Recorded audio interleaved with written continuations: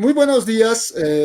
A nombre de las autoridades de nuestra carrera, en principio vamos a saludar al señor rector, magíster Freddy Medrano, a nuestro vicerrector, doctor Carlos Condori, a nuestro director de carrera, a magíster Wilson Pizarro Condori, y a nuestro ejecutivo del Centro de Estudiantes Universitario Nilton Calizaya.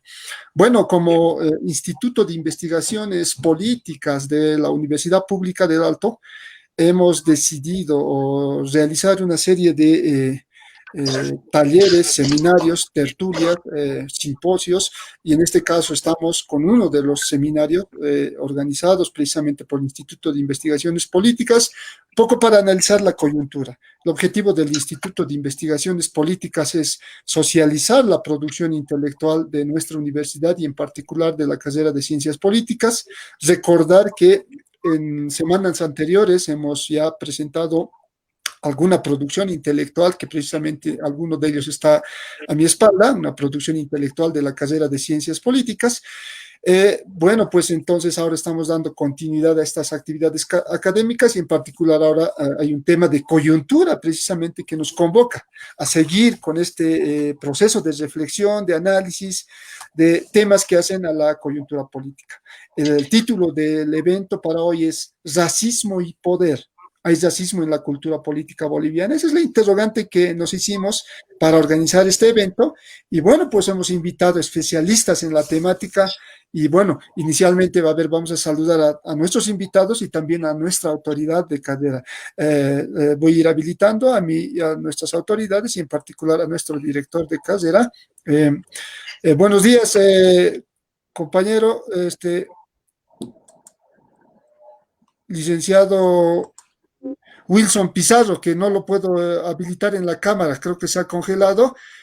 Buenos días, Marcelo Delgadillo, que va a ser uno de nuestros panelistas, y que también va a estar aquí uno de nuestros panelistas que vamos a estar escuchándole por audio por el tema de tecnológico. No tenemos la posibilidad de salir en cámaras, pero también está aquí Carlitos. A ver, vamos a primero dar saludos y bueno, que podamos hacer el inicio de este evento a nuestro director de carrera, Magíster Wilson Pizarro Condori.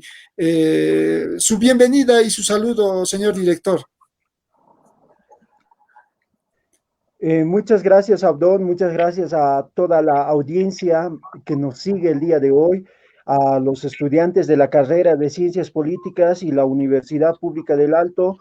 Evidentemente, en esta oportunidad me place presentar y dar inicio a la inauguración de este evento académico titulado Racismo y Poder, este seminario virtual que se va a realizar el día de hoy.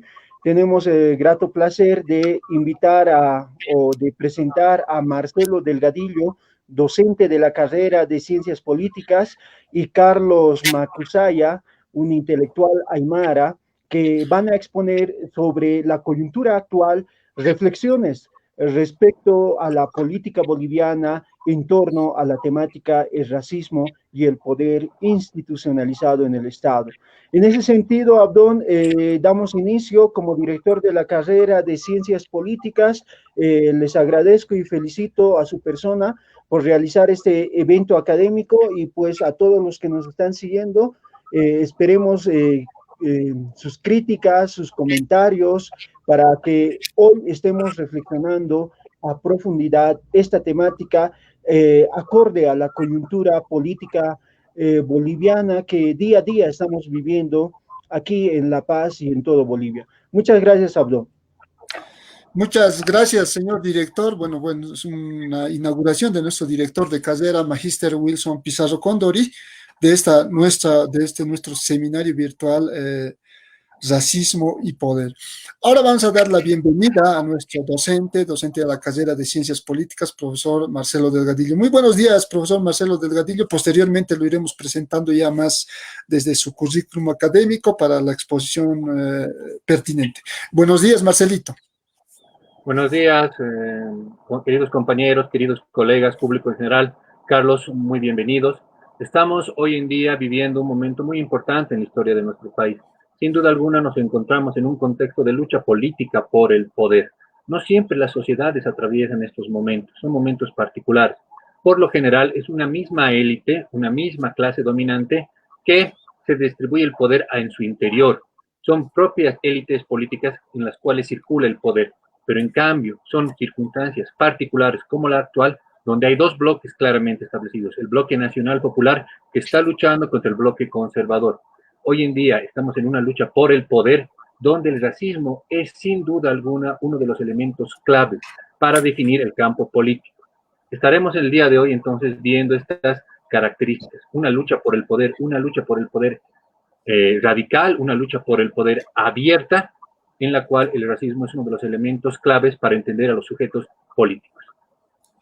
Muy bien, gracias Marcelito. Realmente una introducción pertinente. Me parece que ese va a ser el tema que vamos ahora mismo a dilucidar en toda esta exposición. Bueno, seguidamente vamos a dar la palabra que por motivos de conectividad no podemos tener acceso, pero que le he pedido que vía audio podamos continuar con este evento, a nuestro amigo Carlos Macusaya, con quien entablamos alguna amistad hace mucho tiempo atrás, que por motivos laborales un poco nos distanciamos, pero bueno, lo hemos invitado a que pueda, o sea, participe de este evento y que pueda hacer conocer también su posición sobre la temática. Inicialmente, saludos, Carlitos Macusaya, buenos días, a ver tu saludo, Carlitos. Muy buenos días a todas las personas que están siguiendo esta transmisión, a las autoridades de la carrera, a ti Abdón, a Marcelo y en general a las personas que tienen el interés de poder un poco compartir algunas reflexiones respecto a la temática que hoy día nos convoca. Y pues yo estoy dispuesto a compartir lo que he escrito recientemente en un texto. Perfecto. Sí, precisamente cuando hagamos la presentación ya más particular hablaremos de un libro que presentó Carlitos y bueno, ese también ha sido una de las razones por las que hemos organizado este evento, ¿no? Porque hay intelectuales que están trabajando estos temas. Pero bueno, entonces estaríamos dando inicio a este evento, al seminario virtual Racismo y Poder. ¿Hay racismo en la cultura política boliviana? Es una interrogante. Vamos a ver cómo se responde desde la academia, pero también desde la producción intelectual, digamos, de intelectuales como Carlitos Macusaya. Bueno, pues inicialmente yo quisiera hacer notar lo siguiente. Cuando iniciamos la reflexión sobre esta temática y planteábamos la posibilidad de hacer un evento como este, lo hicimos viendo ciertos hechos políticos, ¿no? Percatándonos de la existencia de algunas acciones que tienen que ver precisamente con este tema de el racismo. Y bueno, yo lo que quisiera es que veamos este documental pequeño escrito, que tal vez ustedes lo han visto, pero nos pueden seguir, ¿no? No descansará hasta ver tras las rejas de la ignominia a estas bestias humanas, indignos de ser llamados ciudadanos. Estos colonos que muerden la mano, amiga de la tierra que le abre sus brazos para que salgan de la pobreza, pagarán esta tamaña renta. Tienen un tiempo muy corto para renunciar, señor Salvador Romero, Juan Achipa, senadores y diputados del MAR, por ser serviles a la dictadura. La ignorancia, el narcotráfico, el terrorismo, el daño económico, el robo, el fraude, la corrupción nos bloquean e intentan conseguir lo que quieren. Vamos a volcar la tortilla nosotros, el pueblo. Vamos a tener que poner orden para mantener nuestra libertad y nuestra democracia entre todos los bolivianos. Damos un plazo de 48 horas al gobierno nacional para desbloquear todas las vías de nuestro territorio departamental.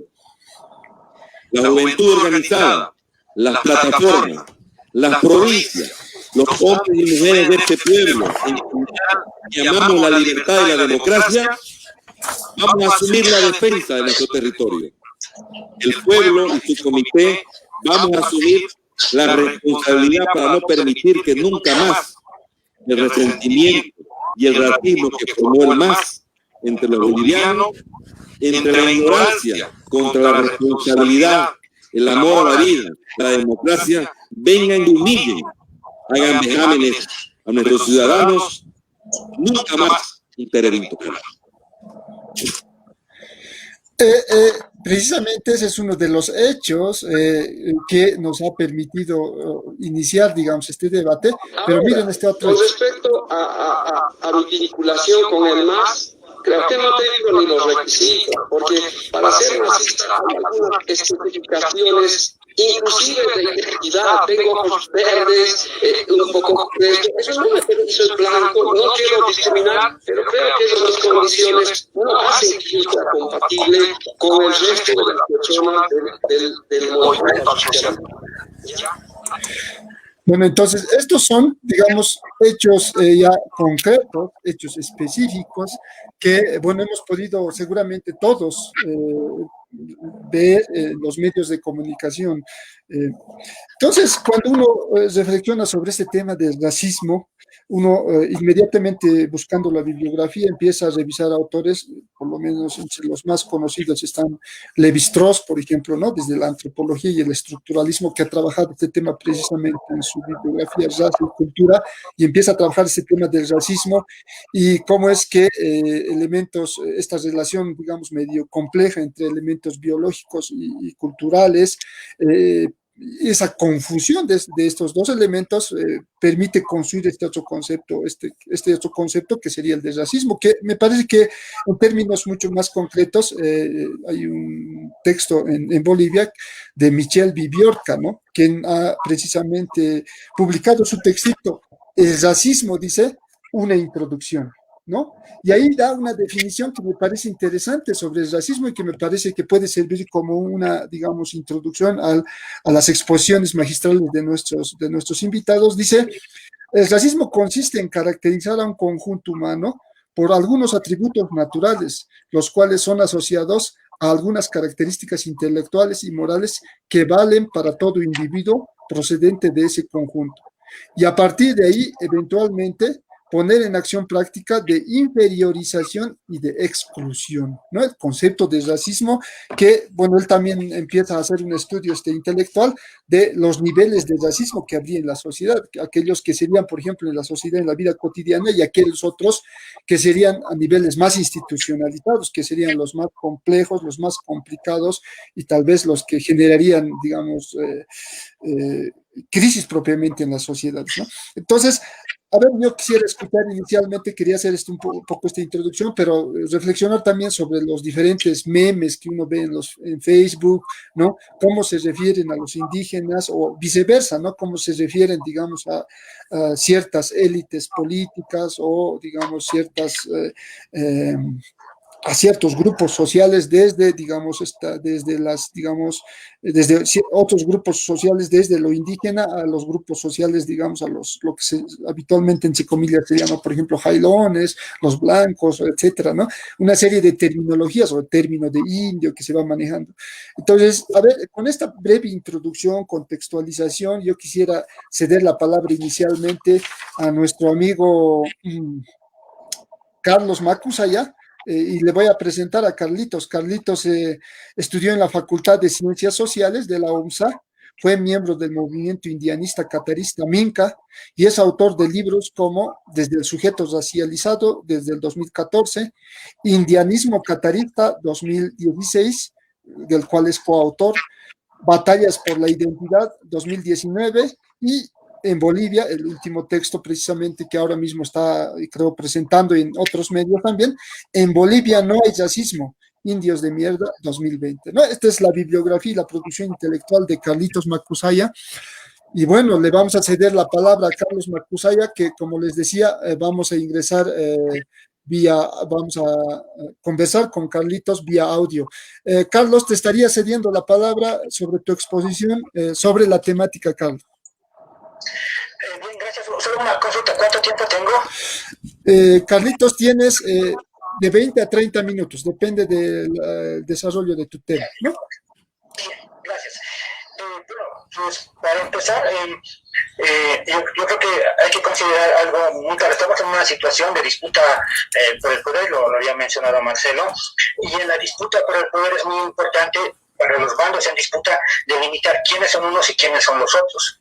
cuál es la línea, digamos, que dividiría a los bandos en disputa. Y siempre esa forma de dividir va a ser distinta, depende del grupo que esté haciendo la división. Sin embargo, podemos notar en general que el lenguaje a partir del cual están definiendo a los otros, quienes en este momento ejercen el poder, ese lenguaje es claramente racista. Han puesto ya los ejemplos al introducir sobre el tema respecto a las declaraciones del presidente del Comité Cívico Pro Santa Cruz sobre las bestias humanas. Es una manera clara de cómo calificar desde un grupo de poder, calificar, clasificar a ciertos grupos, además nombrándolos como indignos de ser llamados ciudadanos. Eso es un aspecto muy importante, porque la ciudadanía implica una igualdad política. Y es precisamente un aspecto que se está jugando, negar esa igualdad, negar a ciertas poblaciones que tengan el derecho a participar sobre temas específicos. Bueno, en general, me interesa empezar resaltando que estamos en una situación de disputa por el poder en la que el racismo tiene que ver con delimitar a los otros, a los peligrosos, a los enemigos de este poder. ¿Quiénes son los enemigos? ¿Quiénes son, entre comillas, las bestias humanas? Y por lo tanto, con pequeñas habría que luchar. Eso es lo que se está en este momento. Bueno, un primer punto me parece importante para aclarar es que hay que salir del debate biologicista. Puede ser muy obvio, pero siempre se suele caer en cosas como, por ejemplo, ¿por qué hablamos de racismo si todos somos mestizos? Como si primero existieran razas puras y mezcladas, razas puras y mezcladas, pero además como si la condición biológica de ser mestizo fuera una condición de ciudadanía, es decir, como todos somos mestizos, no tendría que haber racismo, en lugar de que digamos, por ejemplo, pero si todos somos iguales ante la ley. No se suele decir eso. Eso es un aspecto muy importante porque afirmamos ciertas identidades en un sentido racializado, es decir, creemos que hay razas, por eso se afirma, por ejemplo, la idea de somos mestizos. Entonces, por una parte, primero hay que salir del debate biologicista, es decir, los biólogos no nos van a explicar por qué hay racismo, por ejemplo, porque en términos genéticos no hay nada que permita diferenciarnos como razas. Es más, por más blanco que se sienta, lamentablemente para él va a encontrar en sus genes orígenes africanos. La humanidad en general tenemos orígenes africanos, salimos de África. La sangre tampoco permite establecer grupos humanos que puedan ser diferenciados racialmente. Y los rasgos somáticos son adaptaciones, además de la exposición a los rayos ultravioleta, a la alimentación, a los distintos tipos de espacios geográficos y los climas que ahí se vivían, etc. Hay una serie de adaptaciones que se han expresado a lo largo del tiempo, son un lapso de tiempo muy largo, en nuestras características físicas, ¿no? Pero eso no nos permite entender por qué hay racismo. Entonces, un primer aspecto es que estamos hablando de racismo, no estamos hablando de que existen razas. No hay racismo, pero no hay razas. Porque el racismo no es un problema biológico, el racismo es un problema social. Entonces, hacemos el tema de las cuestiones biológicas sobre el racismo. No veamos el racismo como un problema biológico, sino como un problema social. Pero igual desde lo social se puede hacer distintas interpretaciones. ¿Cómo entendemos el racismo? Hay varias formas de ver, por lo general, moralmente, ¿no? Es malo discriminar. Para no dar muchos golpes al respecto, y te vas a hacer a mí una relación muy concreta. El racismo tiene que ver con la división del trabajo que se ha establecido con la colonización, quienes han realizado un tipo de trabajo, quienes han sido, entre comillas, designados para proveer fuerza de trabajo, y en esa medida sus rasgos físicos, culturales, de los espacios que habitaban, se han asociado con una condición natural del trabajo que realizaban. Lo mismo ha sucedido con quienes han administrado la colonia y el Estado. Entonces, hasta el día de hoy asumimos que si alguien es una persona morena, sería carente de capacidades intelectuales y sería más bien alguien más apropiado para hacer trabajos de fuerza bruta. Y en cambio, esperaríamos que alguien de piel clara, alguien que no necesariamente pueda ser profesional, pero supondríamos, por los rasgos físicos, que sea alguien que es apto para los trabajos de dirección, trabajos intelectuales. Eso tiene que ver con la división del trabajo.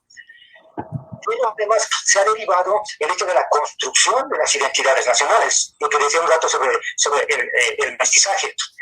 Se cree en América Latina que en los distintos países, se afirma cierta identidad como si fuera una peculiaridad racial de cada país, ¿no? Digamos, hay países en los que se afirma la mezcla entre indios y blancos, en otros entre negros y blancos, en otros entre indios y blancos. Entonces, esas mezclas raciales serían propiamente la particularidad racial de cada estado. Claro, como discurso estatal, es lo que quiero decir, porque poblacionalmente se pueden hacer muchas diferenciaciones. Lo que se muestra en este tipo de ideas es que se entiende que existen razas y por lo tanto se van promoviendo valoraciones raciales respecto, en este caso, la identidad nacional, pero que de todas maneras implica una serie de reclasificaciones internas. ¿Quiénes tienen más mezcla de uno, más mezcla de otro? ¿Quiénes están más parecidos a otro? Entonces se hace sobre esa clasificación general del discurso que promueve el Estado otra serie de clasificaciones en las que se valida como prejuicio la idea de que existieran razas. Por ejemplo, ya creemos que tenemos una particularidad, somos mestizos, como fuera de Bolivia no habría personas que se hubieran mezclado de distintos grupos que consideramos, porque propiamente no lo son, pero asumimos que en Bolivia seríamos particulares por eso, y reivindicamos una peculiaridad biológica como una condición innata de ser boliviano en lugar de reivindicar otros aspectos. En otras palabras, las identidades nacionales se han construido a partir de valoraciones raciales, y en esa medida se han logrado asentar la creencia en razas. Creemos en razas, como creencia, insisto, creencia, no porque existan, sino porque así se ha promovido la identidad nacional, pero en esa identidad nacional los grupos que han sido proveedores de fuerza de trabajo siguen siendo encajonados en una subcategoría de inferioridad respecto a lo nacional en general, y dentro de eso, ese orden nacional en general, los grupos proveedores de fuerza de trabajo siguen ocupando los escalones bajos, ¿no? Entonces, hay una relación muy fuerte entre la división del trabajo y las identidades nacionales que se construyen, porque además quienes construyen las identidades nacionales o quienes las han construido por mucho tiempo han sido grupos privilegiados y desde condiciones muy concretas han construido una retórica sobre la identidad nacional que en los últimos años hemos visto sido cuestionado porque personas de otro origen de los grupos que han sido considerados inferiores han también elaborado discursos, han cuestionado ese orden. Por otra parte, considerando esto de la identidad nacional, la división del trabajo, y saltándome varios temas que me gustaría tocar, quiero concentrarme un poco en el tema de la disputa por el poder, considerando esos aspectos, ¿no? Siendo que tenemos una sociedad, voy a decir, una estructura social racializada, y entiendo por estructura social racializada un orden jerárquico en el que los distintos escalones sociales se asocian a condiciones naturales. Y me explico. Pensamos que quienes gobiernan o quienes han gobernado tradicionalmente, que quienes tienen poder económico, digamos, históricamente quienes han acumulado el poder económico, y quienes por el otro lado han sido los pobres, quienes han sido los marginados, pensamos que esos lugares se ocupan por una condición natural, porque su naturaleza impide, por ejemplo, que los pobres dejen de ser pobres porque son inferiores, o porque la naturaleza de quienes, entre comillas, dominan, tienen la piel clara, hace que estas personas ejerzan esos cargos porque estarían hechos para eso. A eso le llamo, digamos, en general, un sentido racializado, pero respecto a la estructura social, a que las jerarquías serían espacios en que las personas los ocupan de una supuesta diferencia biológica. Y en esa medida, quienes provienen de una población, por ejemplo, interiorizada, que ha proveído por mucho tiempo fuerza de trabajo en el agro o en distintos espacios de las áreas periurbanas, en los distintos trabajos que se hacen por las áreas periurbanas, cuando una de esas personas asciende socialmente, va a entender además su ascenso social como un mejoramiento social y además va a asumir actitudes racistas respecto a personas de su origen, pero en la medida en que esta persona va diferenciándose socialmente por condiciones concretas, puede ser que se haya profesionalizado, puede ser que haya emprendido un negocio y que ha acumulado cierto capital y ha logrado, digamos, trasladarse de un barrio perurbano a un otro barrio más acomodado, y en esa medida va a entender y se va a entender ese cambio social como un cambio racial, en la medida en que entendemos que las jerarquías sociales son jerarquías raciales. En ese orden, las disputas políticas, y especialmente desde los grupos de poder, se van a dar se van a desarrollar de manera muy clara con aspectos racistas. ¿Cómo definir al enemigo? ¿Quién pone en cuestionamiento el orden? ¿Quién pone en peligro el orden social? Quienes ponen en peligro el orden social son las personas que vienen precisamente de los grupos que han sido tradicionalmente proveedores de fuerza de trabajo. En la medida que las personas individualmente pueden ir ascendiendo socialmente, las personas de otros estratos sociales, de otros grupos sociales, van a ver en cierta medida afectados lo que antes eran sus privilegios. Pensemos que hace 50 años y más, el hecho de ser universitario era un privilegio respecto a la inmensa mayoría de los jóvenes en el país. La inmensa mayoría de los jóvenes del país ni siquiera podían acceder a la universidad o de manera muy precaria a la educación pública, básica. Y entonces el ser universitario era un privilegio. Hoy día no podríamos decir que el ser universitario es un privilegio como lo fue hace 50 años. No digo que no haya jóvenes que no puedan en la actualidad, digamos, por distintas circunstancias, ingresar a la universidad. Pero ya no es la misma situación que antes. Entonces, ese espacio social, que es un espacio además de ascenso social, ha variado en su composición. Podemos ver aspectos de esa manera en barrios específicos. Sopocachi no es el Sopocachi de hoy, no es, digamos, el Sopocachi de hace 20, 30 años. Y personas de otro origen social han empezado a migrar, a ocupar esos espacios, y en esa medida también han se presentado para personas que tradicionalmente vivían en espacios de ese tipo como una especie de degradación de su espacio social. Se ven como peligro, se están degradando a lo que era el privilegio, el lugar donde uno vivía, el lugar donde uno estudiaba, la profesionalización misma antes era un privilegio, entonces se va degradando esos aspectos. En general, eso genera tensiones, ¿no? Además, si hay grupos que tienen ya mayor capacidad de consumo que los que tenían, por ejemplo, sus padres, implica que no puede ir además a otros espacios a realizar su propia capacidad de consumo y chocarse con otros grupos que van a ver a estos nuevos consumidores como igualados, como gente de segunda que se está atreviendo a invadir sus espacios. Entonces ahí se generan tensiones y el racismo va emergiendo. Pero esto se hace más evidente en situaciones donde hay una disputa más general, porque esto puede darse en transacciones, por decirlo así, individuales, donde un individuo tiene roces con otros individuos, pero que esa tensión tiene sentido en el orden en general. No puede pensar que simplemente es una cuestión de dos individuos que están ahí teniendo algún problema, no, tiene sentido en el orden en general. Pero en la actualidad lo que estamos viendo no son cuestiones de transacciones individuales, no son circunstanciales, bueno, nunca son simplemente circunstanciales.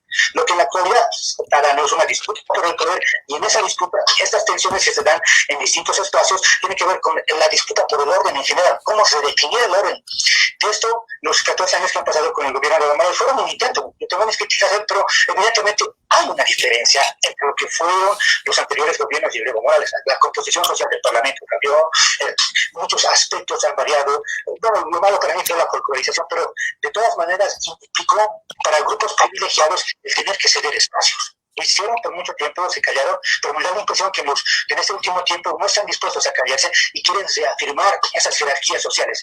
En otras palabras, después de todo este rollo, podemos decir que las expresiones del racismo tienen que ver cuando esas personas que se consideraba naturalmente deberían permanecer abajo, empiezan a asumir espacios que no les corresponderían. Y entonces, quienes ejercen el racismo lo hacen, por decirlo de algún modo, tratan de poner a los indios en su lugar.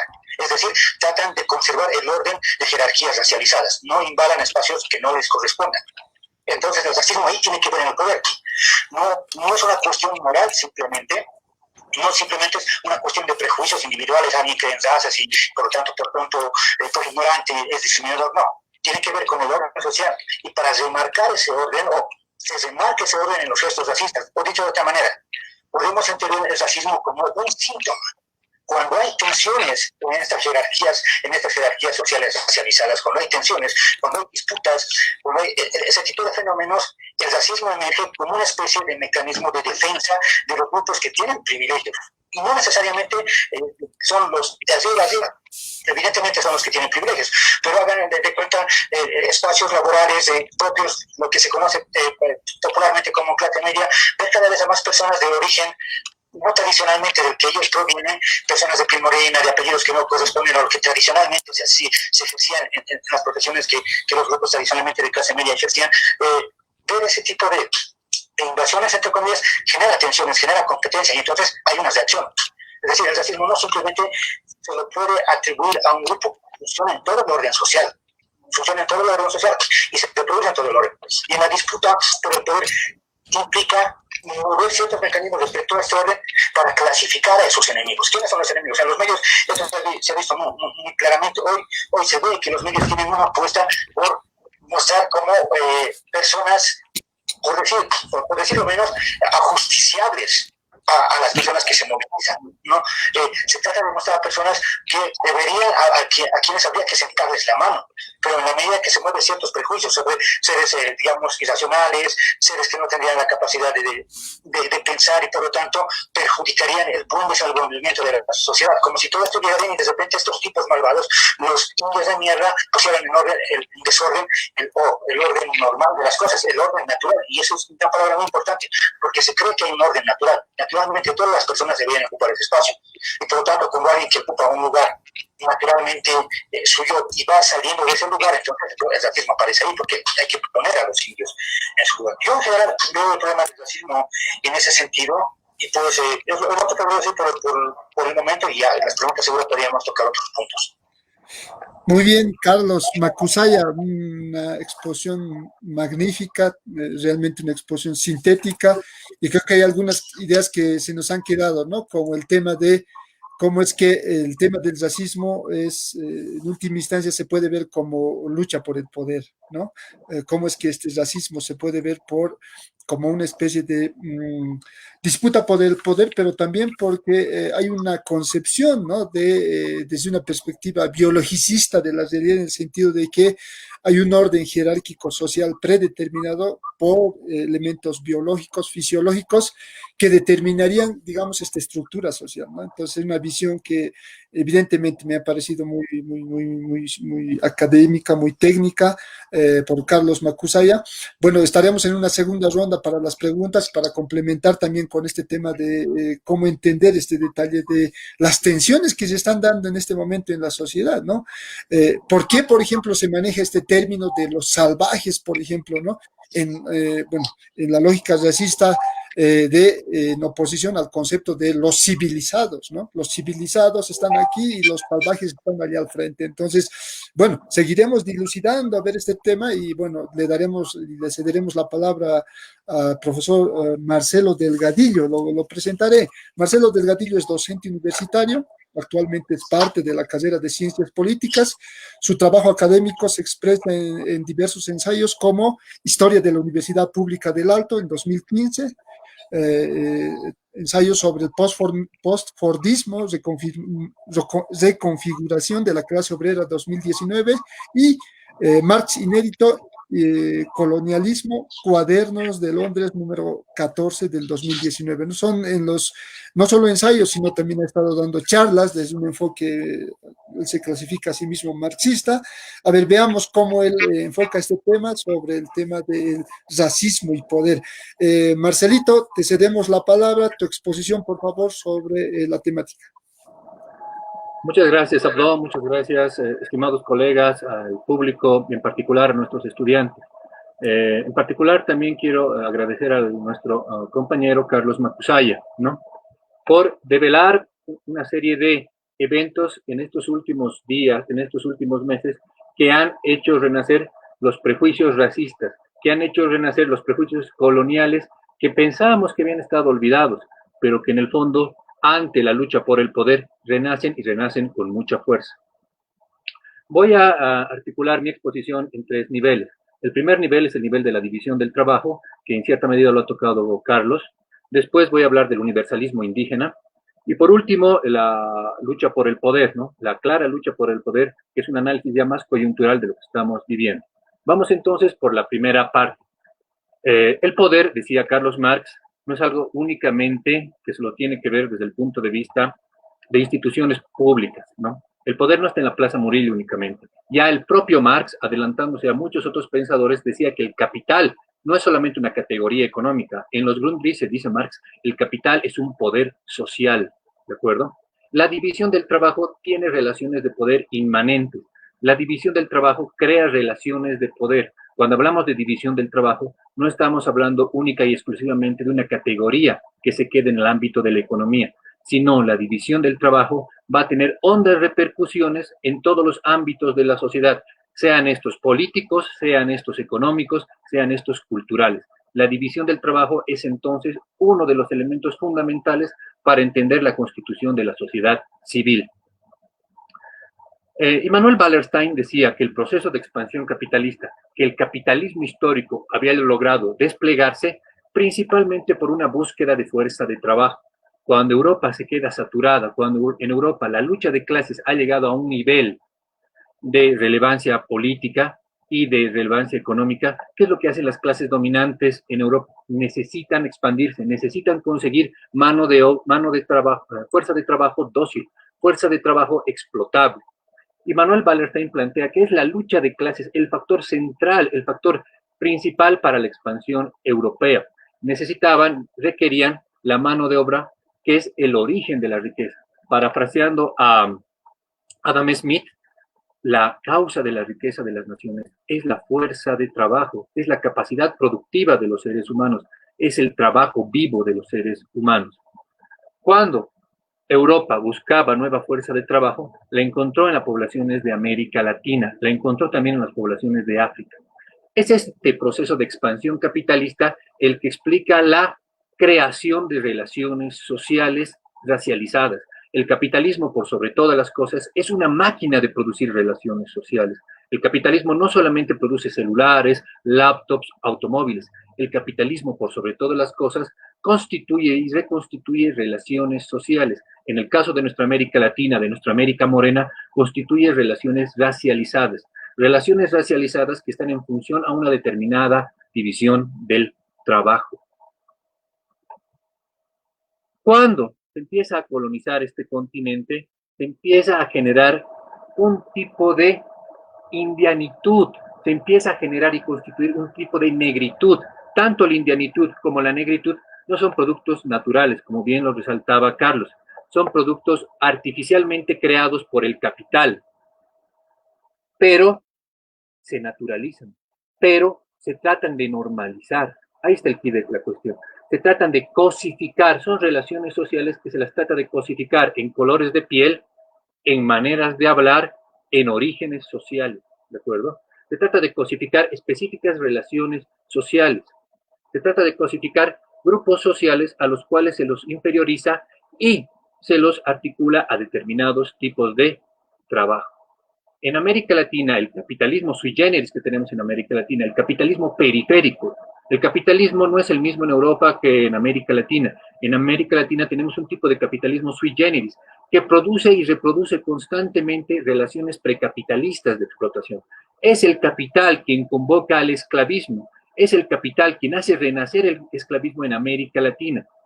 El capitalismo colonial es un tipo de capitalismo que hace renacer modos de producción que creíamos olvidados, que creíamos olvidados por la historia.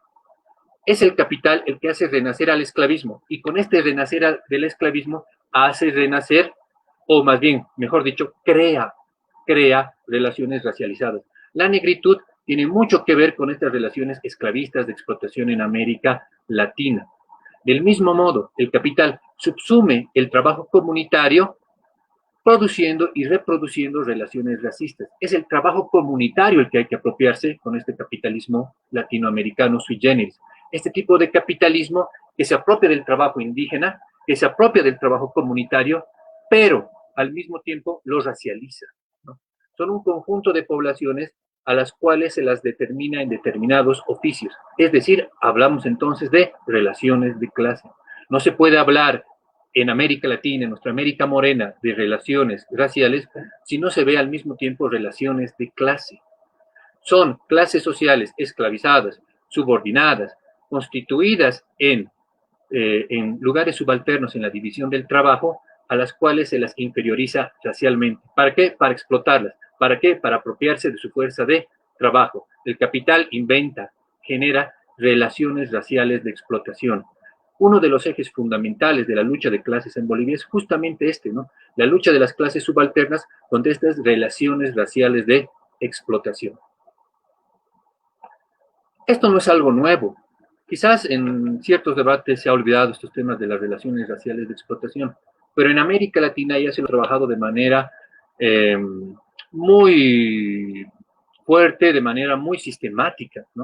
Quien empieza este tipo de investigaciones que articulan las relaciones de clase con las relaciones de raza, que articulan las relaciones raciales con la división del trabajo, ya tienen más, hoy están llegando a casi un siglo en América Latina.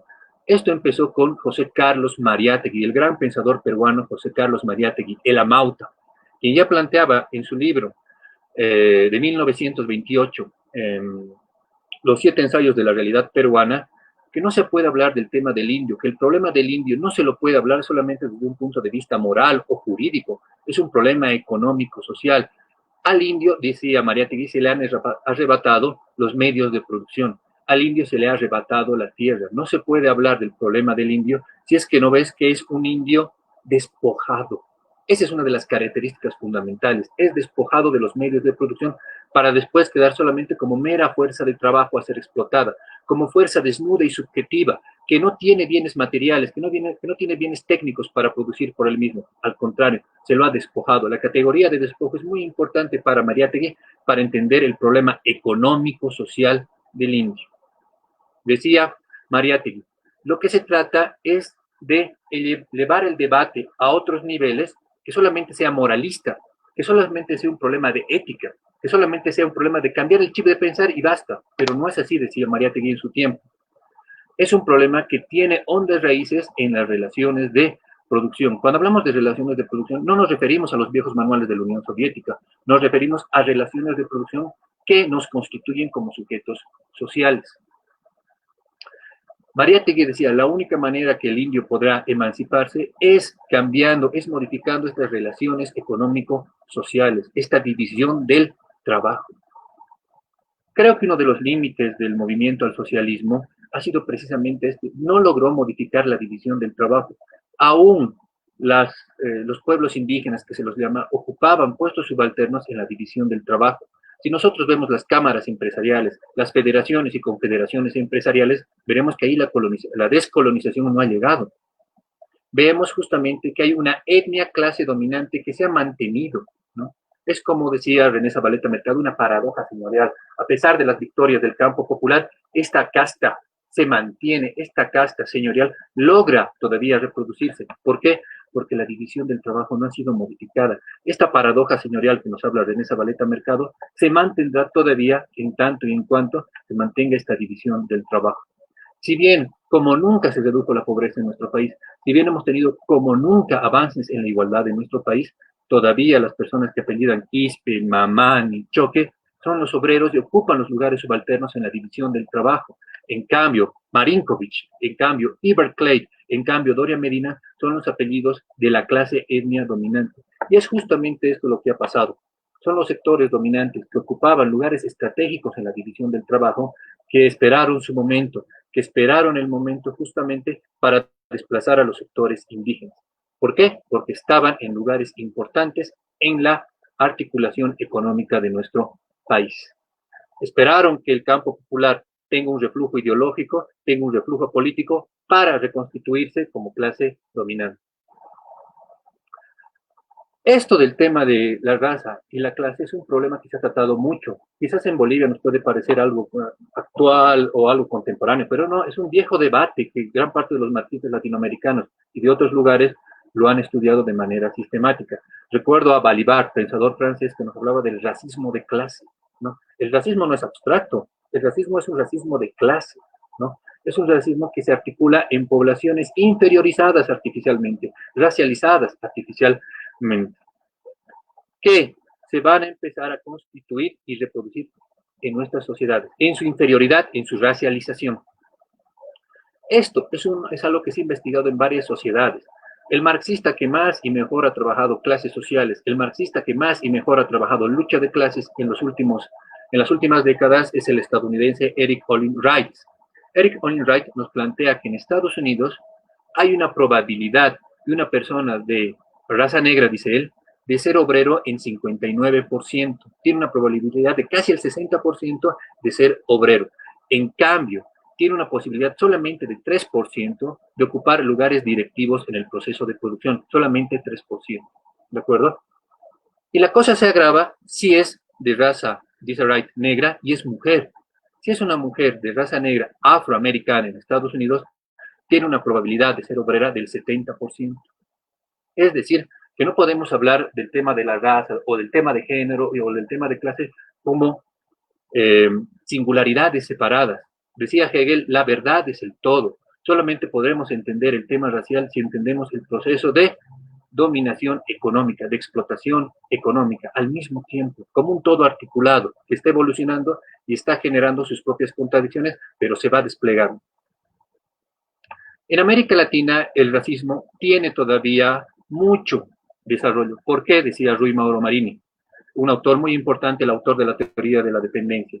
Porque en América Latina no hay desarrollo tecnológico. Al no haber desarrollo tecnológico para competir en el mundo contemporáneo, ¿qué es lo que se hace? ¿A qué recurre la burguesía latinoamericana? A sobreexplotar la fuerza de trabajo, a utilizar no tecnología para poder competir en el mercado internacional, sino valerse de la sobreexplotación de la fuerza de trabajo, pagando un salario que no puede reproducir la fuerza del trabajo del obrero. Una de las características fundamentales para entender el colonialismo latinoamericano, el capitalismo latinoamericano, es la categoría de sobreexplotación de la fuerza de trabajo. Una fuerza de trabajo a la cual no se le puede garantizar las condiciones de reproducción. Se paga un salario tan bajo, pero tan bajo, que el obrero no puede garantizar sus condiciones de subsistencia material y simbólica. No puede satisfacer sus necesidades físicas ni culturales. ¿Cómo puede la burguesía latinoamericana generar este proceso de sobreexplotación de la fuerza de trabajo, que cada vez sea más sobreexplotado el obrero latinoamericano, dando vida otra vez al racismo? Son sobreexplotados porque son inferiores racialmente. Son sobreexplotados, dice la burguesía latinoamericana, porque son estos indios alzados, ¿no? Como lo decía Calvo, ¿no? Son estas personas que se alzan y no agradecen a la mano que les da de empleo, no agradecen a la mano que les da de comer. Calvo es característico de un tipo de capitalismo latinoamericano que se basa en la sobreexplotación de la fuerza de trabajo, que piensa que el otro es el inferior y que tiene que agradecer el trabajo que se le garantiza. Pero al contrario, una característica del capitalismo latinoamericano es la constante precarización de las fuentes de empleo, un constante proceso de sobreexplotación de la fuerza de trabajo. No se puede entender entonces el racismo si no lo entiende desde un racismo de clase, si no se lo entiende desde un racismo articulado a un proceso de valorización del capital. Eso es lo que quería trabajar en un primer nivel, ¿no? Racismo articulado a procesos de valorización y acumulación capitalistas. En un segundo nivel quería compartir con ustedes lo que yo pienso que es un universalismo indígena. ¿Qué entiendo por esto? En América Latina, y en particular en Bolivia, hemos vivido grandes levantamientos indígenas, hemos vivido grandes levantamientos y sublevaciones de los pueblos indígenas. Lo vivimos antes de ser Bolivia, lo vivimos antes de la época republicana, y lo hemos vivido en la actualidad. Pero ¿cuál es la singularidad y la particularidad del actual movimiento indígena? El actual movimiento indígena es universal en sus contenidos. Ha logrado establecer alianzas entre sectores del campo y de la ciudad. Ha logrado establecer alianzas entre sectores indígenas y no indígenas, entre sectores del campo popular, de clases populares y sectores de clase media. Ha logrado articular alianzas entre Occidente y Oriente. El movimiento indígena contemporáneo es un movimiento, en términos de Antonio Gramsci, hegemónico, ¿no? Ha logrado establecer una hegemonía intelectual y moral, un liderazgo intelectual y moral, incorporando a varias clases sociales, a sectores sociales, a pueblos y determinadas identidades en un solo proyecto histórico. Hubo grandes movimientos de emancipación indígena en América Latina y en Bolivia, pero el que nos ha tocado vivir, es el único que se lo puede catalogar como universal, que ha logrado unificar a la sociedad en torno a un proyecto hegemónico por casi 14 años. Esta es una de las características particulares. Lo que trata de hacer el conjunto de sectores conservadores es reducir el universalismo indígena que se ha despertado desde octubre del 2003 en particular, reducirlo a sectores que solamente son rurales, a sectores que solamente son de clases populares, a sectores que solamente son del occidente del país. Pero lo que se ha generado hoy en la actualidad son sectores indígenas, clases, diría Marx, que son sectores indígenas y al mismo tiempo son clases, pero clases universales, que han logrado ser representantes generales de la emancipación social. Han logrado y han luchado no solamente por objetivos de pueblos indígenas particulares, sino por objetivos nacionales, como ser la lucha por el gas, la lucha por los hidrocarburos, como ser la descolonización del Estado. No se puede reducir a los pueblos indígenas a un viceministerio de descolonización. No se puede reducir a los pueblos indígenas a un viceministerio o a un ministerio de desarrollo cultural. No, los pueblos indígenas y las clases populares han logrado reconstituir el Estado. No han buscado incluirse en el viejo Estado neoliberal. Lo que han buscado era generar un propio poder político. Y ahí está un tema clave. Como decía Carlos Mancusayi en su libro, Son indios de mierda. ¿Por qué? Porque luchan por el poder. Si fueran esos indígenas que están encerrados con su taparrabo en pueblos muy alejados, serían esos buenos indígenas que les gustan a las ONGs. Si fueran esos indígenas que no se levantan, que no luchan por el poder, serían esos indígenas que les gusta a la academia afrancesada. Pero porque son pueblos indígenas que luchan por el poder político, que plantean un nuevo modelo económico en nuestro país, esos sí son los indios de mierda, a esos sí se los tiene que masacrar, a esos sí se los tiene que castigar, darles el castigo ejemplarizador para que no se levanten. Y eso es lo que estamos viviendo hoy en Bolivia. Estamos volviendo un tipo de racismo que lo que quiere es castigar a sectores sociales que han osado levantarse. Lo que no le gusta a Calvo, lo que no le gusta a Marinkovic, lo que no le gusta al Comité Pro Santa Cruz, es eso, indios de mierda que se han alzado. Lo que quieren las ONG es estos indios pasivos, y no lo van a tener, y no lo van a tener. Estos sectores no conocen Bolivia.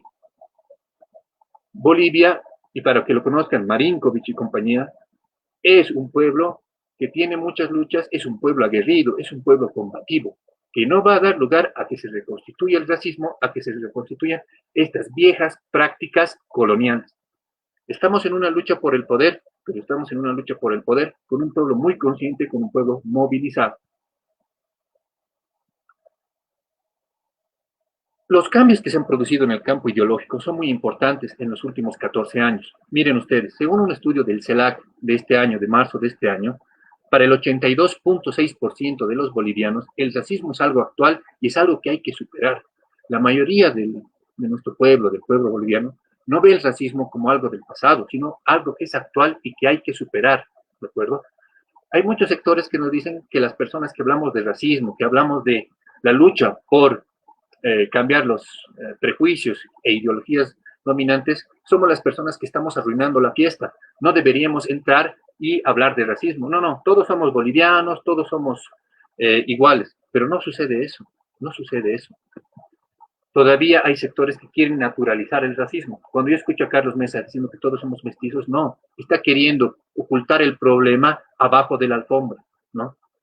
Existe racismo y la mayoría del pueblo boliviano considera que es algo que debemos superar. Todavía la ideología del Estado plurinacional está muy vigente, ¿no? Algo que no controlan los sectores conservadores que desde noviembre del año pasado se han hecho cargo del gobierno es el campo ideológico. No dominan el campo ideológico. El campo ideológico todavía es nacionalista, defensa de nuestros recursos naturales y es antirracista. Tiene la ideología del Estado plurinacional. ¿Que se puede profundizar la ideología del Estado plurinacional? Exacto, lo podemos hacer. Pero es una ideología abiertamente antirracista que está muy presente en más del 80% de la población. Incluso, miren ustedes, en los votantes de Áñez, el 77% considera que el racismo hay que superarlo. Incluso en los votantes de Mesa, a un 79.6%, el racismo es algo que tenemos que superar. Incluso en los propios votantes de Camacho, el racismo es considerado también como algo que hay que superar. Incluso el campo ideológico que ellos manejan, que la derecha maneja, no les pertenece, no les pertenece, no. Ha sido, y hay que decirlo claramente, estamos en ciencias políticas, tenemos que hablar sin eufemismos, tenemos que hacer un trabajo metodológico sin eufemismos, hay que decirlo. En Bolivia se ha vivido un golpe de Estado que no ha cambiado el campo ideológico, un golpe de Estado que no ha generado hegemonía en los sectores conservadores. Aún estamos viviendo bajo la hegemonía, bajo el liderazgo del campo popular, del campo nacional popular. Por ello, precisamente, podemos ver que en esta lucha por el poder, el campo popular puede tener victorias. ¿Por qué? Porque todavía la ideología les pertenece. Los sectores conservadores, con muchas amenazas, como muchas amenazas de represión, no han podido cambiar el campo ideológico. El campo intelectual y moral todavía pertenece a el bloque nacional popular.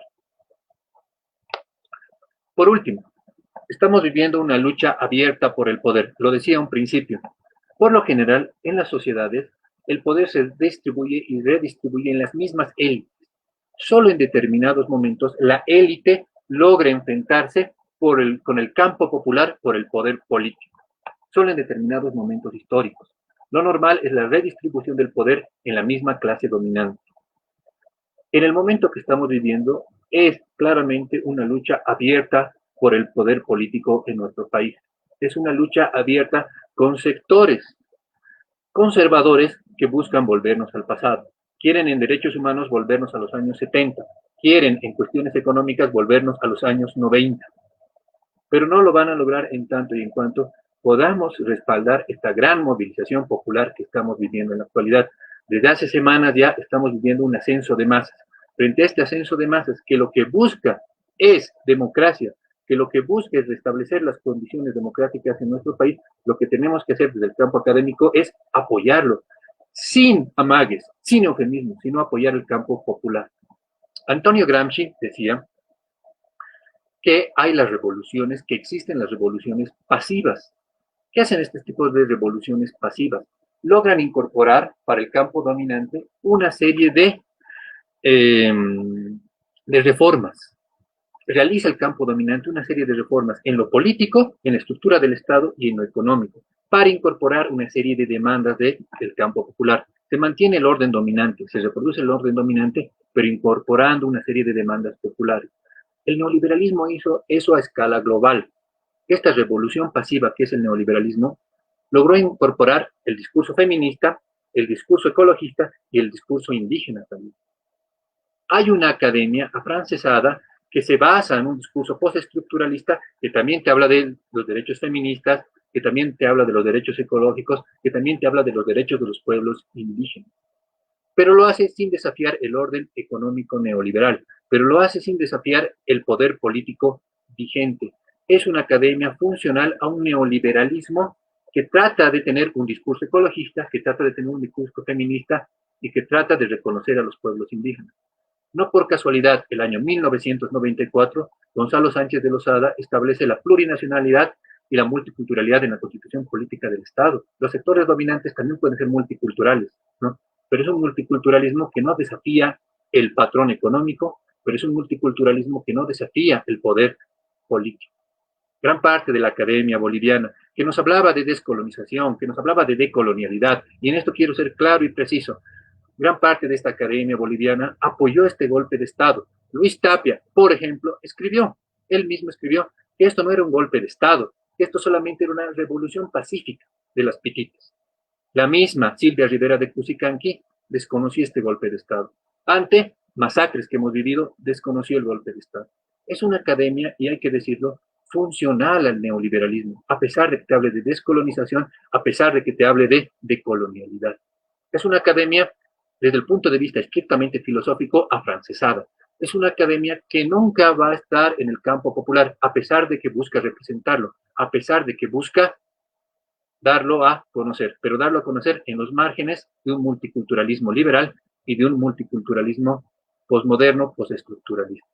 Se ha develado claramente en el campo boliviano que intelectuales que hablaban de la lucha de los pueblos indígenas, que se rasgaban las vestiduras con el tibnis, ahora no se han pronunciado, vergonzosamente no se han pronunciado frente al golpe de Estado. Y en algunos casos donde se han pronunciado, como Luis Tapia, lo han hecho para convalidar el orden político vigente, un orden político que ha entrado mediante la fuerza, masacrando a nuestro pueblo. Ese tipo de intelectuales no queremos para nuestra Universidad Pública del Alto. Ese tipo de intelectuales no queremos para el desarrollo político de nuestro país. Necesitamos de intelectuales comprometidos con la liberación de nuestro pueblo. Hoy, ahora, ante el ascenso de masas, necesitamos explicitar estos temas de racismo. Hoy, ahora, ante el ascenso de masas, necesitamos explicar que el racismo es uno de los ejes fundamentales de la lucha por el poder en nuestro país. Si los sectores conservadores se consolidan en el poder, si logran vencer en esta lucha por el poder, estaremos ante las puertas de un tipo de racismo, no solamente del pasado, sino de un tipo de racismo exacerbado, un tipo de racismo que querrá castigar a los sectores populares. Estamos ante las puertas de un racismo que quizás sea mucho más fuerte, mucho más exacerbado que lo fue en la anterioridad. Todo esto, el racismo, si nuestra sociedad será racista o no, o en qué niveles lo será, se va a definir en la lucha de clases, se va a definir en la lucha política. Pensar que estos sectores conservadores, a pesar de que nos hablen de multiculturalidad, de pluriculturalidad, lucharán contra el racismo es ingenuo, es ingenuo. Solamente cuando los sectores populares regresen al poder, podremos tener la posibilidad de erosionar el racismo, de eliminar el racismo. La cuestión clave aquí es el poder político. Como decía Lenin, salvo el poder, todo es ilusión. Gracias. Perfecto, perfecto. Muchas gracias, Dilio. Ha sido muy gratificante escuchar desde su lectura cómo es que hay esta división de clases o división de trabajo dentro de la sociedad y bueno, que hay como unas jerarquías laborales incluso, ¿no? Entonces, bueno, pues realmente magnífica la exposición. Simplemente a mí un poco me pongo a reflexionar, ¿no? De por qué es que en esta coyuntura o en este gobierno ha desaparecido, por ejemplo, el Ministerio de Culturas, ¿no? Que era el espacio donde al parecer se trabajaba este tema de la lucha contra el racismo, ¿no? Y bueno, habiendo además ahí tenemos una norma, ¿no? La ley número 045 de lucha contra el racismo y toda forma de discriminación, que al parecer, bueno, buena parte de la, digamos, élite política se ha olvidado, ¿no? Entonces, y lo digo así, élite política, porque son precisamente desde las institucionalidades, no de la sociedad de base, sino desde las instituciones del Estado que empiezan a aparecer estos indicios de racismo, ¿no? Ya habíamos hace un momento eh, revisado, por ejemplo, un material de la época de uno de los ministros de precisamente este gobierno, ¿no? Haciendo alusión a sus características físicas que no serían, digamos, las que corresponderían a un militante, por ejemplo, masista, digamos, ¿no? Entonces, pero bueno, son temas y anécdotas que, bueno, los anotamos. Ahora yo quisiera que vayamos a las preguntas de nuestros compañeros. Tenemos una audiencia masiva de nuestros estudiantes aquí en la Universidad Pública del Alto. Voy a seleccionar algunas interrogantes a fin de que nuestros panelistas puedan responder. Miren, hay una primera pregunta. Estoy pensando en la siguiente metodología. Voy a seleccionar unas 4 preguntas, porque hay unas 10 preguntas, las más interesantes. Voy a seleccionar unas 4 preguntas para que los dos vayan desarrollando estas preguntas, Carlitos y Marcelo, ¿ya? Miren, hay una pregunta aquí, saludando inicialmente. Bueno, hay una masiva audiencia, les decía, podría saludar a cada uno de los estudiantes, pero son muchos. Uno de los compañeros, Beto Escobar, uno de los que son parte del auditorio precisamente, nos pregunta lo siguiente, dice: ¿el racismo viene generándose desde el gobierno del MAS o fue en esta coyuntura social que estamos viviendo en este gobierno transitorio? Me imagino que dice, este tema del racismo viene ya desde el gobierno del MAS, ¿se ha generado ahí o es que se ha reavivado, se ha estructurado en este gobierno transitorio? No sé, ¿cuál sería tu respuesta, Carlitos Macusaya, sobre la pregunta de Beto Escobar? Para ser breve, después de lo que he dicho, bueno, perdón, ¿no? Pero me extraña que la pregunta, yo asocio el racismo a la división del trabajo que se instaló desde la colonia y salvo que yo esté equivocado, cuando se instaló la colonia no existía el MAS, ¿no? Hasta donde yo sé, puedo estar equivocado.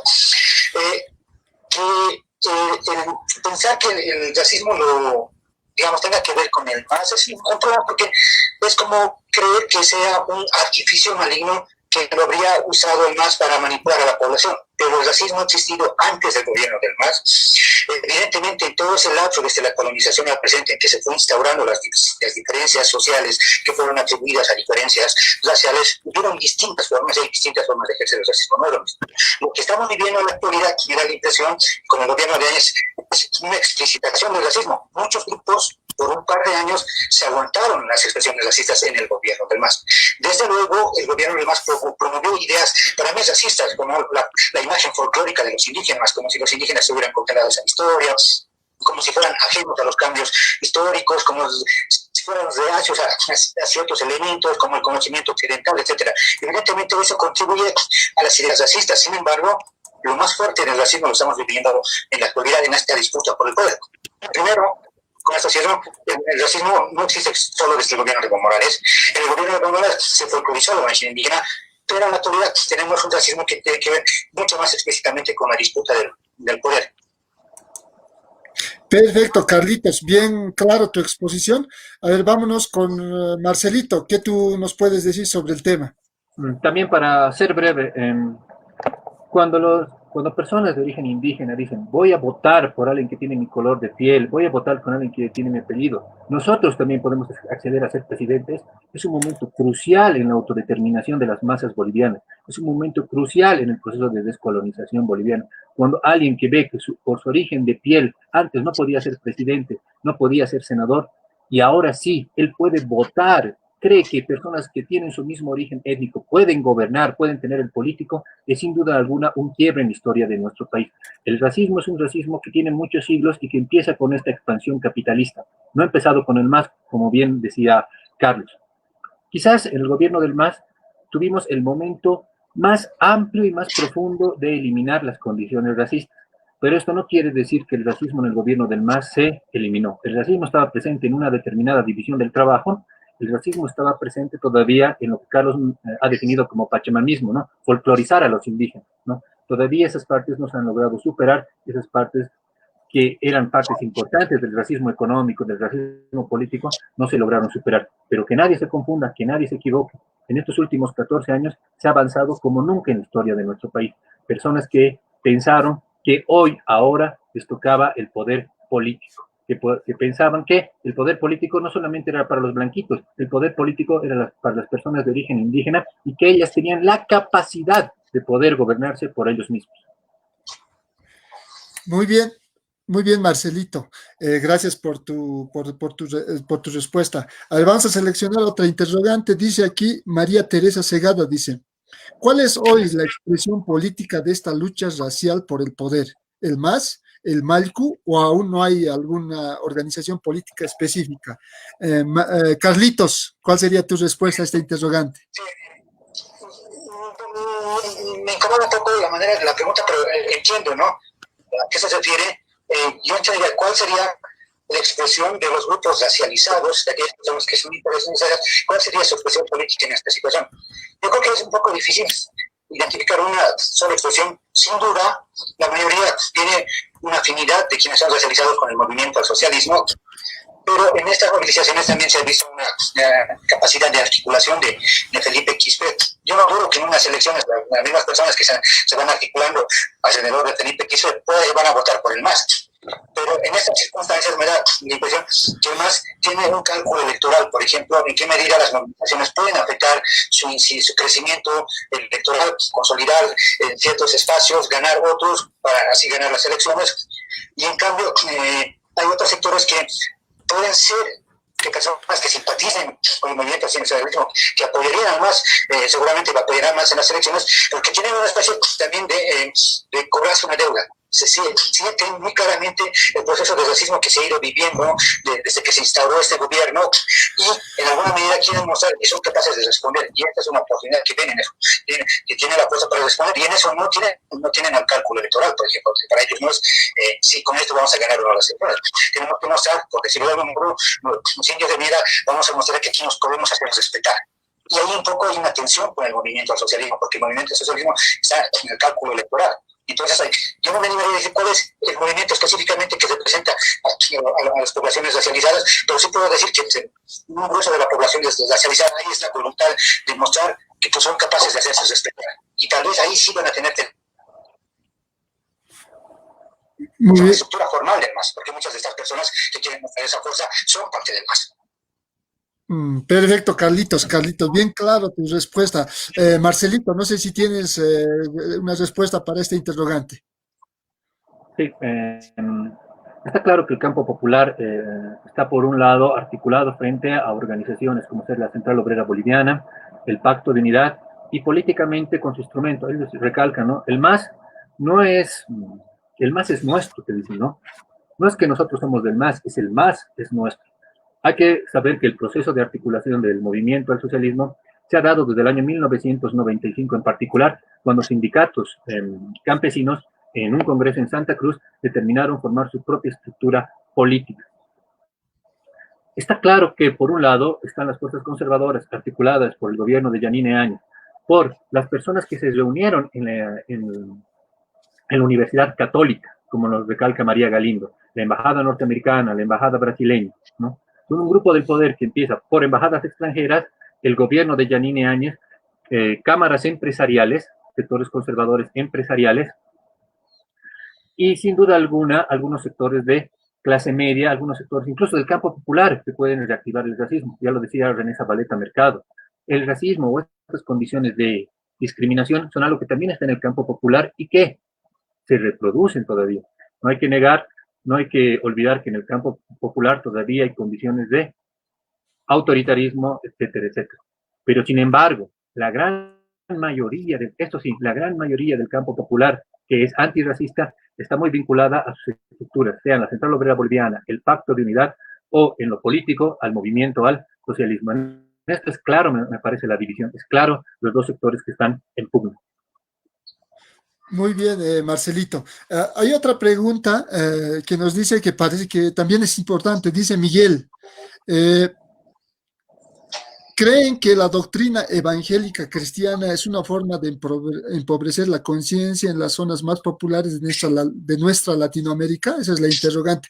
Y me imagino, suponiendo, o por lo menos contextualizando esta pregunta en el sentido de que el gobierno actual, cuando ingresa, bueno, no solo este gobierno, sino los quienes lo apoyaban, ingresan con la cruz y la Biblia al Palacio de Gobierno, ¿no? Entonces, no sé, a ver, ¿qué respuesta tendrías a este interrogante, Carlitos?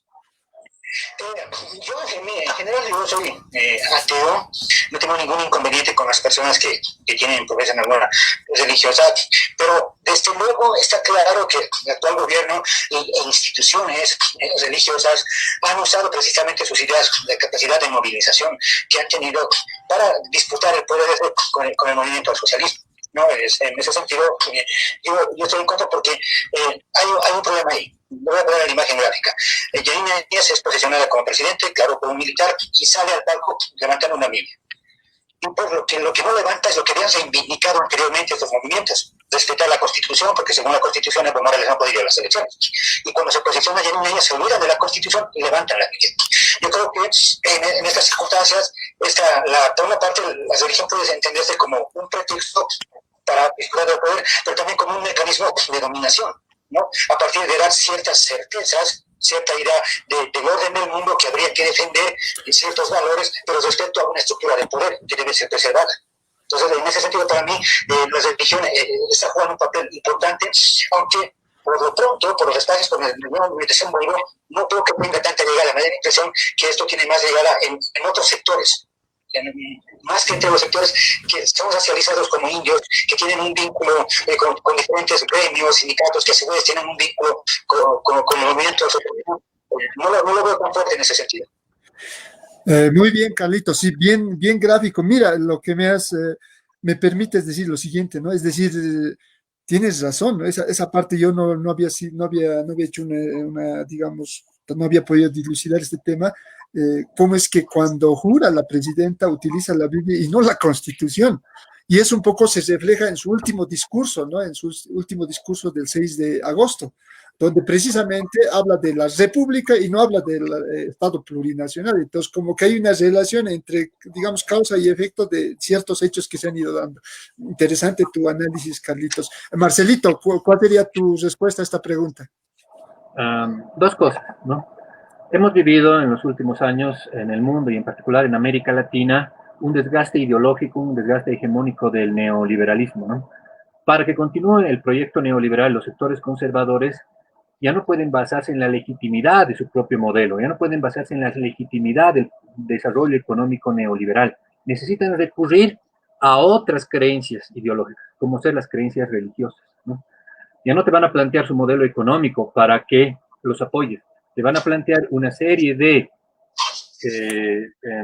ideologías que parecen no políticas, que parecen no ser políticas, pero que en el fondo lo que hacen es reforzar el poder de los sectores dominantes, ¿no? La ideología no es neutral, jamás la ideología ha sido neutral. En el caso de América Latina, lo resaltabas tú, vino la Biblia, pero al mismo tiempo vino la espada, ¿no? No es casual que Fernando Camacho sea ultra religioso, porque no tiene nada que ofrecer a Bolivia, eso entienden. No tienen argumentos. Al tener un vacío de proyecto para Bolivia, lo único que nos plantean es recurrir a una serie de ideologías que parecen no religiosas, pero son sus correas de transmisión para volvernos al neoliberalismo. Como el neoliberalismo está de bajada ideológicamente, ha perdido como proyecto hegemónico en América Latina y en el mundo capacidad de convocatoria, van a recurrir sin duda alguna a algunas ideologías que parecen no políticas, pero que en el fondo lo que hacen es reconstituir su poder. En primer término, el año pasado, según una encuesta del CELAC, casi el 80% de los bolivianos tenían niveles de despolitización amplios, ¿no? Solamente puede funcionar un tipo de ideología religiosa en determinados momentos, en determinadas condiciones. Solamente puede triunfar un Luis Fernando Camacho con una ideología religiosa en determinados momentos. En los momentos que existe un reflujo político, cuando el reflujo político se acentúa, es posible que aparezcan este tipo de eventos, este tipo de acontecimientos, este tipo de líderes y este tipo de discursos religiosos. Lo mejor es un proceso de politización amplio. Ese fue uno de las equivocaciones del MAS. No puede haber cambio político si es que no generas una permanente repolitización de la sociedad, especialmente en universidades, especialmente en centros donde están los jóvenes, ¿no? Muy bien, Marcelito, muy buena tu interrogante, tu respuesta, perdón. Miren, hay otra interrogante. Bueno, en realidad hay una infinidad de preguntas, tenemos una participación masiva, es lo que me alegra como Universidad Pública del Alto. Me parece que estamos generando estos espacios de debate que hacen, digamos, a la reflexión de la coyuntura política actual, ¿no? ¿Qué es lo que se necesita? Y me parece que la universidad tiene que servir para eso, ¿no? Para clarificar muchos de los hechos políticos que se están dando. Hay otra pregunta que creo que va a ser la última pregunta, porque hemos seleccionado algunas preguntas. Dice, miren, Antonio Marco Miranda, dice, ¿qué hacer cuando nuestros propios hermanos indígenas son quienes nos demuestran que el poder los corrompe? Indígenas que buscan perpetuarse en el poder. Me imagino ya un poco, se refiere al gobierno antecesor, pero cuando dice indígenas lo dice en sentido amplio, me imagino, no solo se refiere a quien estaba en el gobierno. Carlitos Macusaya, ¿cuál sería tu respuesta a esta pregunta? Yo primero diría al respecto que en la idea de que los indígenas serían distintos, otros, por ejemplo, no corruptos, no consumidores, es una idea a la vez racista. Que tengamos personas, amigos, nos consideramos indígenas y tengamos problemas, entre comillas, humanos en general, pero históricos muy concretos en determinadas situaciones, muestra que no somos muy distintos de los blancos y el punto no es ese. No, o sea, no, somos humanos como los blancos, entonces vamos a tener gente que se quiere perpetuar en el poder, vas a ir a comprarte una Coca-Cola en la ceja del Alto y la tapita dice un boliviano, pero te lo venden unos 50, es una mujer ahí para, uno puede decir, está chupada en el sistema de este nuevo, porque somos parte de un orden social. Entonces ahí no vamos a encontrar los seres inmaculados que se han vendido en la retórica postmoderna y que ha difundido muchas universidades, que los indígenas serían unos seres distintos a los seres humanos, la misma idea racista, desde luego. Entonces yo tengo, es nuestra humanidad, pero no una humanidad concreta, histórica. ¿En qué situación concreta se da ese proceso? Bueno, por una parte.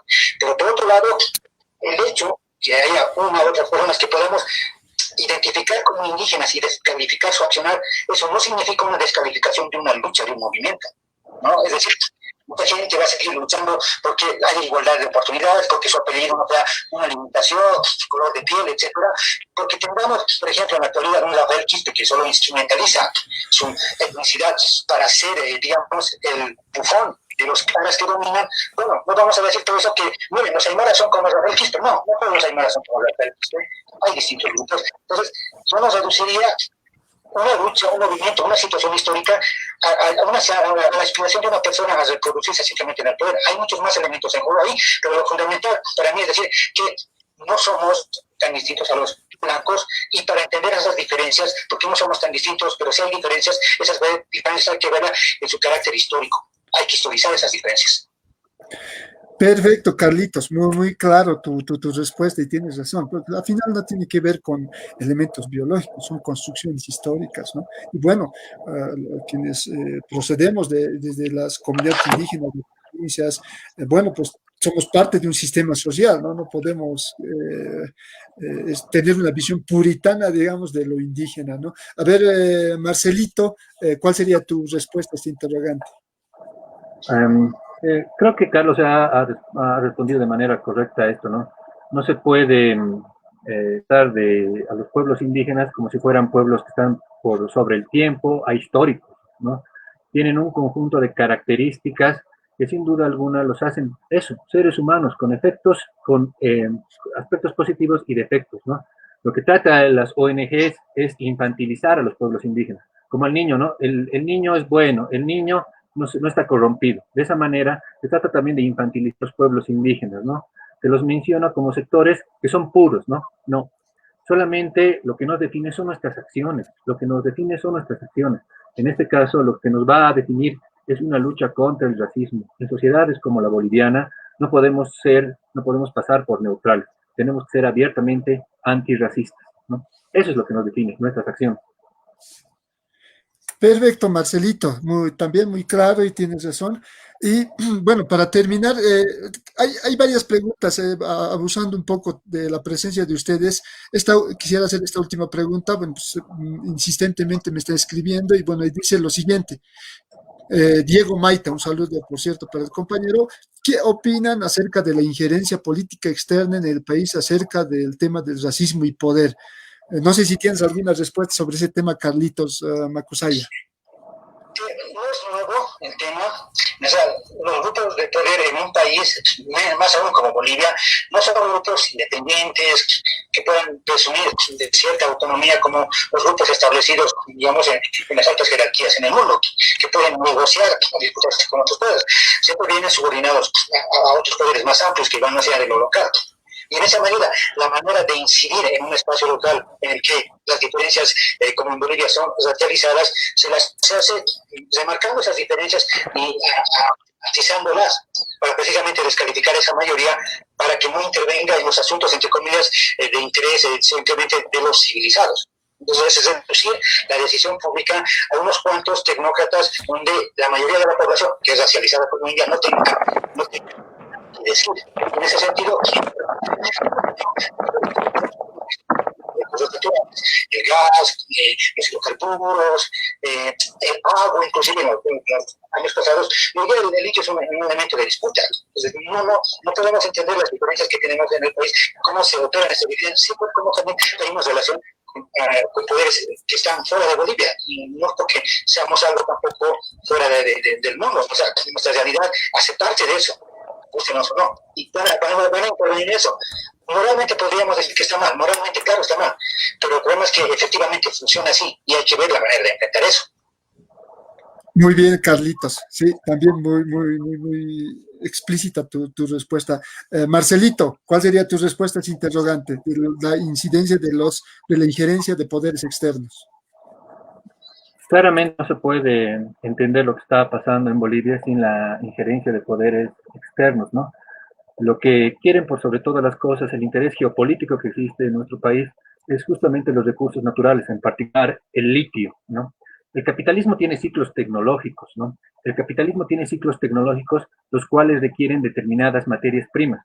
Por ejemplo, el primer ciclo del capitalismo industrial, de la primera revolución industrial, requería el carbón. El segundo ciclo tecnológico del capitalismo, de la segunda revolución industrial, necesitaba el petróleo. En este ciclo del capitalismo, en esta cuarta revolución industrial mencionada por muchos, lo que el capitalismo necesita, lo que el capitalismo requiere es el litio. Y no por casualidad van a tratar de apropiarse de las reservas de este, que va a ser concebido, que es concebido.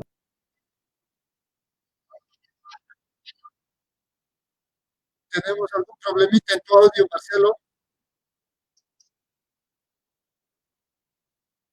Marcelito, tenemos un problema en tu audio.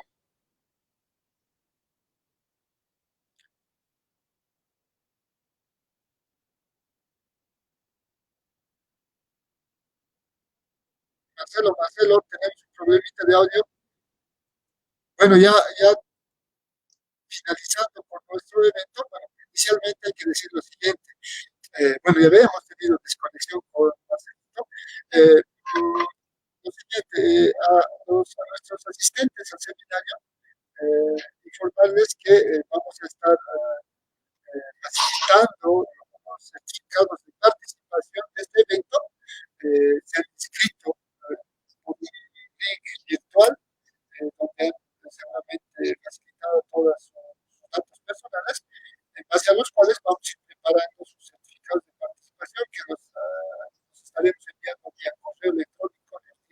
trimestre. Entonces, por esa parte, los compañeros estudiantes, se les, ¿no? Lo siguiente, bueno, tenemos el problema de conexión con Marcelito, me parece que bueno, ha caído su señal ha pasado. En todo caso, inicialmente agradecer a todos ustedes, estudiantes de la Universidad Pública de Alto, pero también a nuestros vecinos, vecinas, a la comunidad que ha estado participando con nosotros en este seminario virtual, Racismo y Poder. Me parece que una temática muy, muy pertinente a la coyuntura. Bueno, yo pediría aquí a nuestros compañeros, en particular a Carlitos y a Marcelito, a que podamos despedirnos del público, de la audiencia, para culminar este evento y ya clausurar oficialmente este evento. Carlitos, Carlos Macusaya, quisiera agradecerte por tu apertura, realmente con Carlitos comentarles que le llamamos hace unos días y nos aceptó a la primera, ¿no? Bueno, la idea inicial fue tratar de discutir uno de sus textos, su último texto, en realidad publicó Carlitos Macusaya su último texto titulado En Bolivia no hay racismo, indios de mierda, ¿no? Entonces, como que nos parecía pertinente reflexionar no solo ya sobre el libro, sino sobre este tema mucho más amplio. Sabemos que Carlitos ha trabajado este tema de las relaciones entre racismo y política en su texto Batallas por la Identidad, que tenemos algunas referencias. Bueno, eh, no sé, Carlitos, agradecerte por esta tu participación.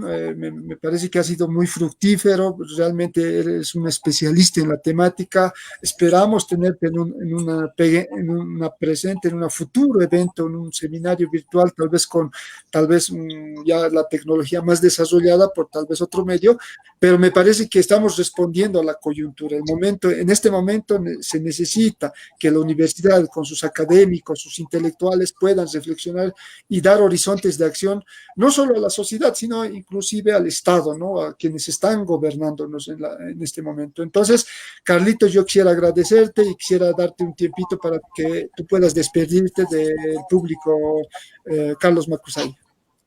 Gracias. Dos cosas muy triviales. Una es muy personal y quiero aprovechar el momento para hacer publicidad. A los interesados, mi libro sigue a la venta en Bolivia no hay racismo, indios de mierda, apunte sobre un problema negado, el costo de 35 bolivianos. Yo en mis redes sociales anuncio dónde voy vendiéndolo o dónde los pueden adquirir. Se los puede adquirir en el Alto y en La Paz y en otros departamentos. Bueno, eso por un lado. Por otro lado, un reclamo personal. El Alto está en una situación, en general Bolivia en una situación crítica, lo mismo el Alto desde luego, y extraña que el rector de la universidad no se pronuncie al respecto, sea a favor o en contra, sea para pacificar, porque la UPE ha sido un espacio político muy importante, por ejemplo, en el año 2003, y hoy día se extraña que no tenga ningún tipo de ese papel, no reclamo de alguien que no es de la UPE, lo digo en esta forma. Pero en general, muchas gracias por la participación, por darme este espacio, y pues espero que estemos conversando sobre estos otros temas en otra oportunidad. Gracias a tú y gracias a todos los estudiantes de la UPE. Tal vez hacerte una consulta en base a la promoción de tu librito. ¿Por dónde, en qué librería lo encontramos aquí arriba? ¿O qué días? Tal vez sería interesante que podamos agendar un día en el que tú puedas venir y los compañeros, estudiantes, docentes que quieran adquirir tu libro puedan venirte a buscar. No sé, tal vez hay esa posibilidad, Carlitos. Claro, desde luego, me parece más factible la última generación, la última propuesta. La primera, yo en mis redes anuncio dónde están y lo pueden ver en mi Facebook, me pueden escribir, lo pueden ver ahí, donde están, por ejemplo, yo estoy en la Radio BC, en la calle Linares. En este momento no tengo muy en específico los lugares, pero me parece más práctico que podamos coordinar un día mediante tuya internamente para yo poder acercarme a la UPEA, llevar los textos y podemos incluso hacer alguna diferencia en el precio, tratándose de estudiantes de la UPEA, no tendría ningún problema, podemos coordinarlo. Perfecto, Carlitos. Muchas gracias. Vamos a coordinar entonces internamente ese tema. Marcelito, tu despedida.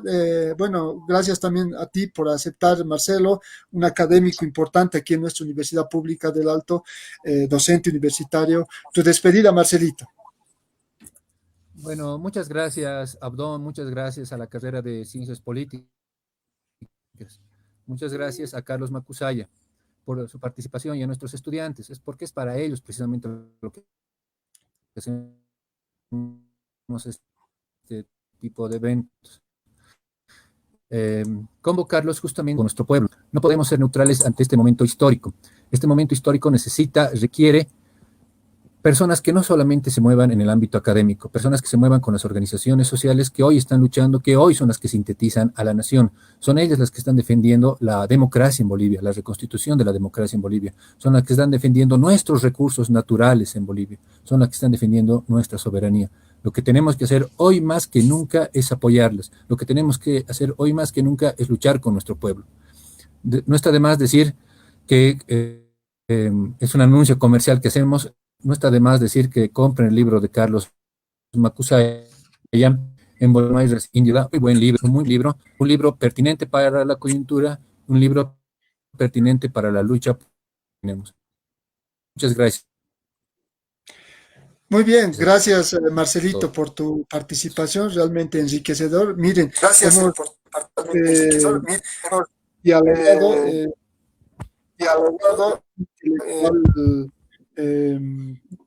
indígena, académico universitario. Me ha parecido muy complementario esta participación de dos especialistas pues, en la temática, ¿no? Miren, bueno, yo a nombre del Instituto de Investigaciones Políticas, que es precisamente la unidad a la que yo represento, quiero hacer la despedida oficial, la clausura oficial de este evento. Nuestro director de carrera ahora mismo está atendiendo en la dirección de carrera en situación de emergencia, de manera que, bueno, mi persona va a clausurar este evento en calidad de coordinador del Instituto de Investigaciones Políticas.